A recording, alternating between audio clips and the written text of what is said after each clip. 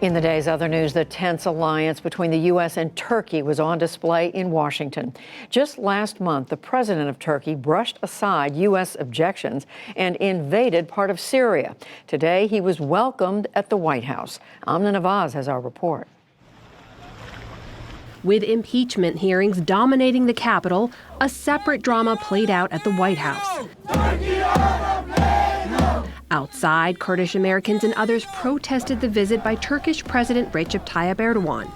But inside, President Trump gave his guest a warm reception, despite deep and ongoing tensions, most recently over Syria. The president and I we've been very good friends. We've been friends for a long time. That overlooks serious disagreements between the longtime allies.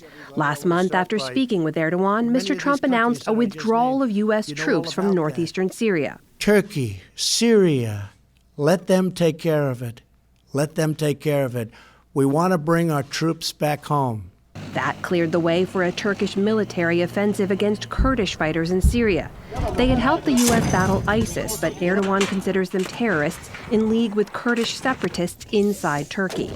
Mr. Trump warned Erdogan repeatedly to restrain his operation, even writing him a blunt letter telling him, quote, "Don't be a fool."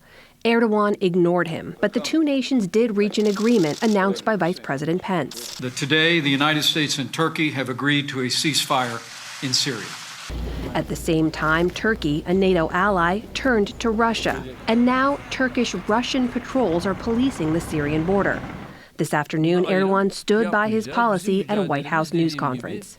We're just fighting terrorists, period. They don't have a nationality. If you don't fight back, then tomorrow you will have to pay a very hefty price.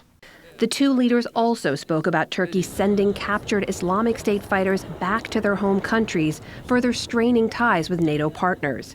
I have spoken to Europe about it. I think they should help us with ISIS. It's important foreign fighters should be accepted by countries of origin. Also on the agenda today, Turkey purchasing Russian missile defense systems and the U.S. canceling sales of F-35 stealth fighter jets to Ankara as a result.